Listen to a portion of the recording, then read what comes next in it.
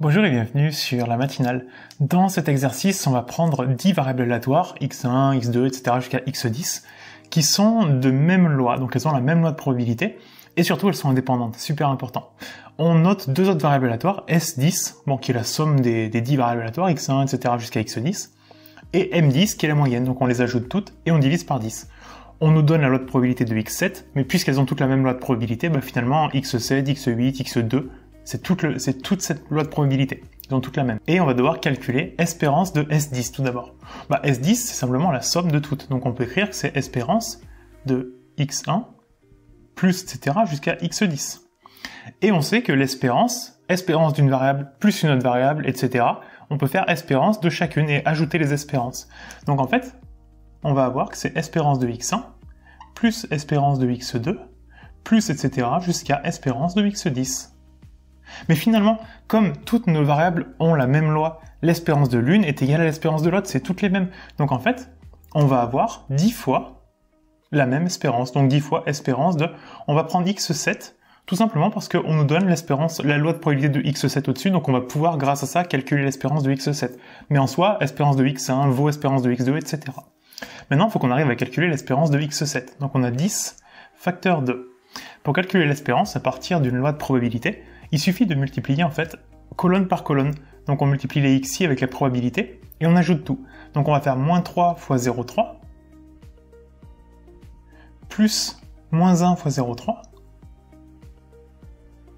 plus 2 fois 0,15 plus 4 fois 0,25. Et maintenant il n'y a plus qu'à compter.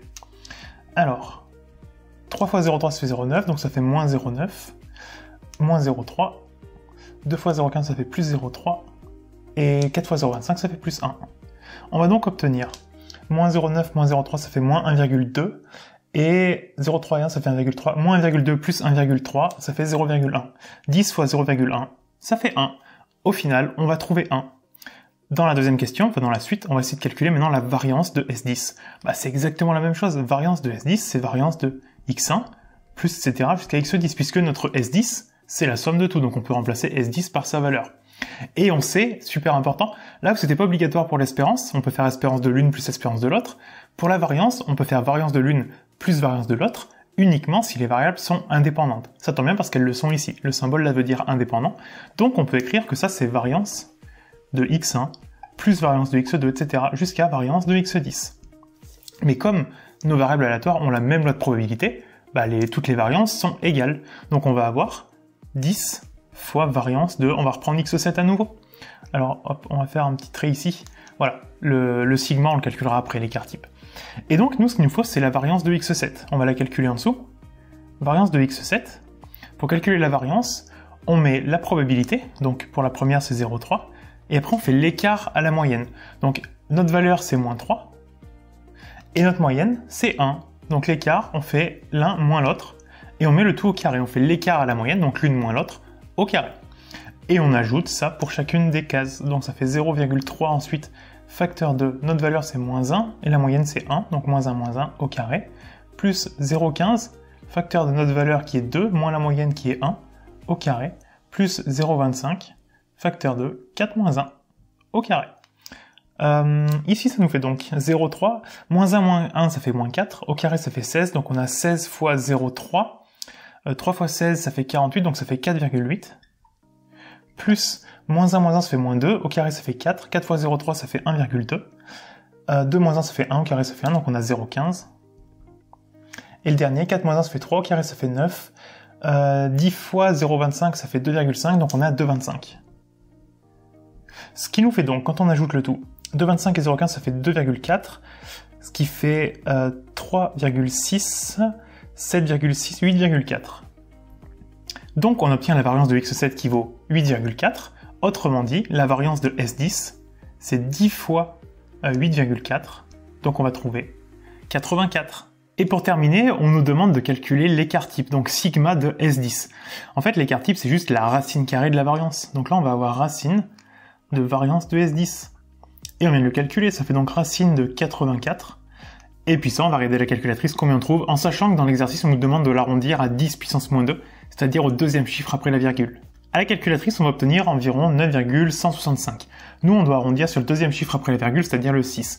Le 6, il est suivi par un 5. Lorsqu'on est suivi par un 5 ou un truc supérieur, on arrondit au-dessus.